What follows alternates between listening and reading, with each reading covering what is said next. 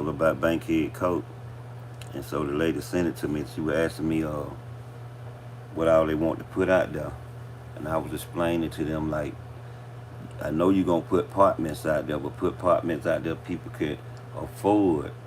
And in the application process, you want to ask who all gonna stay there, and you let them know in order to get an apartment, you're gonna have to join the programs that the apartment offer.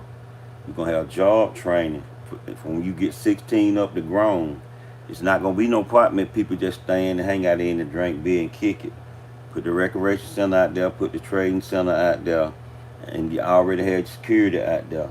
You ain't got time. Don't get no security. Nobody know. You know, because once we get in good with security, we're going to be like, hey, man, you just like me. You ain't making that much money.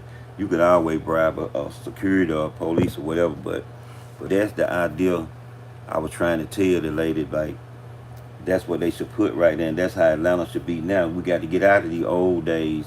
They might not want to do it because you done made all these deals with all these millionaires. They done put all these apartments down here. But if you build a new Bankhead coat with that kind of stuff, people who just ain't got no interest in Atlanta at all, they just put some apartment there and hope you pay the rent, and then they go back to California and we just pay them money. So they ain't got no interest in Atlanta. So we got to make sure if it called Atlanta Authority, a housing authority, that means you got interest in Atlanta. A real estate developer who just building something in Atlanta and he hoping 2,000 people get him $2,000 a month, he don't have no interest in Atlanta. He just made a profit off Atlanta and gone. He don't care who get robbed or raped, the car get broke in. Them folks don't have to deal with nothing. Yeah, they don't. You know what I mean? So, yeah, the lady had called me, interviewed me, and I was telling her, you know, I was from Bankhead Coat, and she the one told me, said, but Atlanta House Authority just doing a project about Bankhead Coat. They want y'all to weigh in on what should go right there. How would you run it? And then like what age group would you have in there? Well, with me, I would hope that they didn't just let me come in there and just tell them some ideas they stealing and run with it. You're gonna need somebody who know how to deal with poor people first of all. You know what I mean? You're gonna need somebody who know how to deal with homeless people first of all.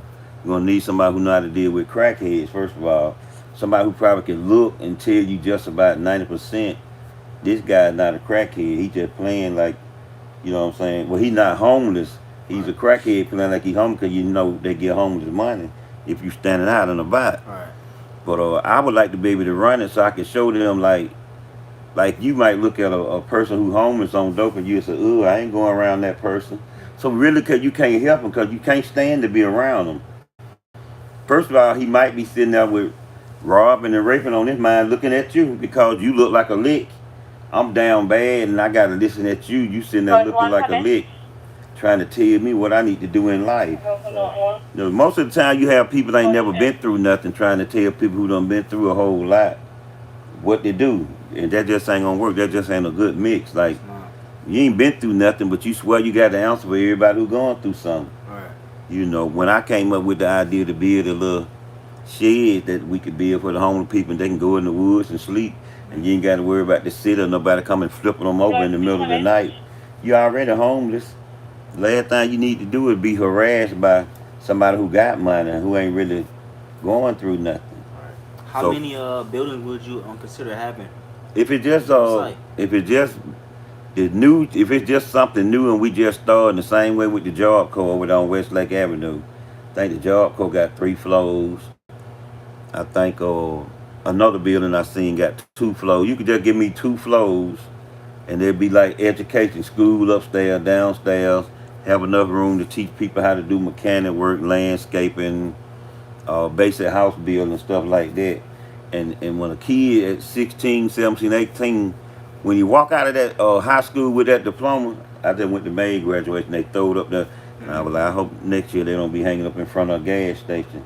But if I teach them at 16, 17, 18, when they throw up that counselor and graduate, when they leave it out now, they could go anywhere and say, I already know how to work. Mm-hmm. Facts. When I graduated out of high school, I was so happy to graduate. Then when I first went job hunting, you know what every fast food restaurant told me? You don't have no experience. Facts. Well, where am I going to get some experience from? First of all, I'm from the project. First of all, you know, had me in school for 16 years straight. You know where I was. You know you wasn't giving me no experience. You know, it was a plan y'all already got. When they graduate, we ain't got nothing for them anyway. That way when people go out to black colleges to come back and can't get a job in that field. They already got a lock on some of this stuff. So if we teach each other how to build stuff with our hands and all that, even when you can't get nothing in your field out of college, you can go start building houses. It make a lot of money just like a college degree. But if you ain't gonna learn it, you ain't gonna learn it because you too busy worrying about they sent me to school. Well, you ain't learned nothing but up there in the school. They just kept you away from learning how to build something with your hands. Facts, for real, for real. You should be smart enough to run a landscaping company. You went to college for 4 years, but you so stuck on that degree they call themselves getting you a certificate. You want to find something in that field. They got your mind twisted.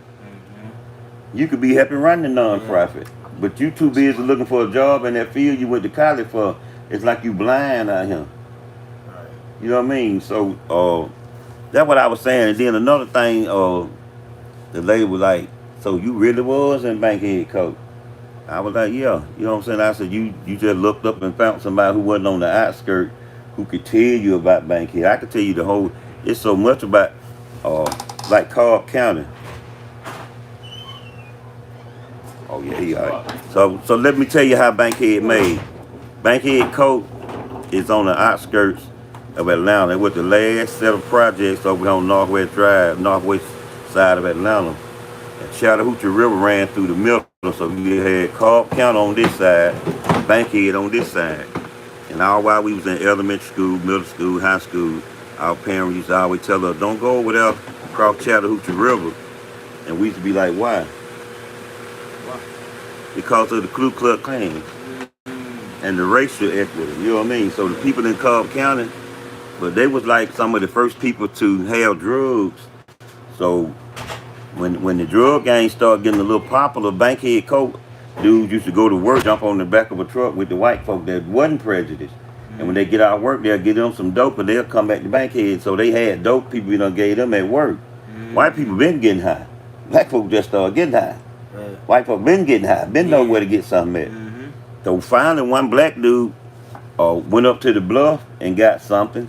So when he going to work with the white guys, he was already had drugs at work with him. So when him and the white boy take their break, they got high. Well, the white guys got comfortable. They started coming to Bankhead Coat on Friday when they got off work and they hung out with the black guys and they got high. They were way before it started rolling in Bankhead. When people first started selling drugs.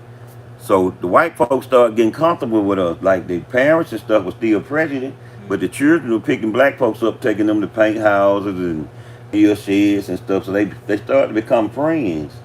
And so when I'm young and growing up, 13, 14, 15, I said, white folk hanging in Bankhead now. You know what I'm saying? But they were hanging because they were getting high with the guys who they went to work with.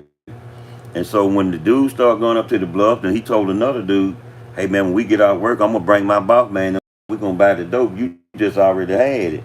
It was heroin and LSD then, and they had the weed. They sold in those big old yellow bags. And so after so long, Bankhead Coat started rolling, getting money. The white folk were buying. Oh, they bought dope for years. So I guess when Clinton come out with the 3-strike law and the war on drugs, I'm pretty sure the way some of these meetings go down, that they had to go somewhere and coordinate it. Because they came up with a plan to say, every time the white dude from now on, he would come to Bankhead and buy some drugs. When he leave out of Bankhead and cross over Chattahoochee, he'd be back in Cobb County. What Cobb County would do was bust the white people and arrest them. Then they said, "Well, who you bought the drugs from?" He said, "I went across that river in Bankhead Coat." So now they trying to figure out how next time he get ready to buy some dope, tell him your car tour, you need to come in Cobb County. Which our mama told us a long time ago, don't never go across Chattahoochee River because you would be in Cobb County. But Cobb County couldn't come to Atlanta and bust us. So they was like, tell dude, meet me down at the store. You know what I'm saying? And Cobb County take pictures of them selling dope to the white man. White man get the dope, come back over there and show it to the police. They got plenty of it over there. So next time they say, I'm going to drop a white guy off at the store. You call your black boy down to the store. You know what I'm saying? You trick him to come across this Chattahoochee River with you. Hey, yeah, man, I want 4 or 5 of you. My other friend right over here in these trailers. Right across the Chattahoochee River was a trailer park where white folks stayed in. The first time they tricked the black guy, they made him come over to the trailer park. He was going to sell somebody something. Now Cobb County locked him up. Cobb County said, damn, in order for us to get a lot of rest, we could just keep doing this. So they start picking on Bankhead Coke people. We'll just lock them up, lock them up. Whatever we got to do to get them across this river to sell us some drugs, we can lock them up in Cobb County.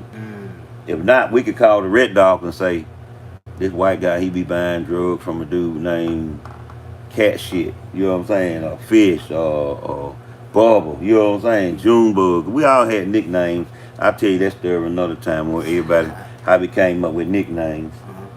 But yeah, anyway, I was just popping my gun, man. Tell from an OG Bankhead Rockhead. Y'all make sure y'all stay tuned, man. I always gonna be locked in with these Bankhead stories.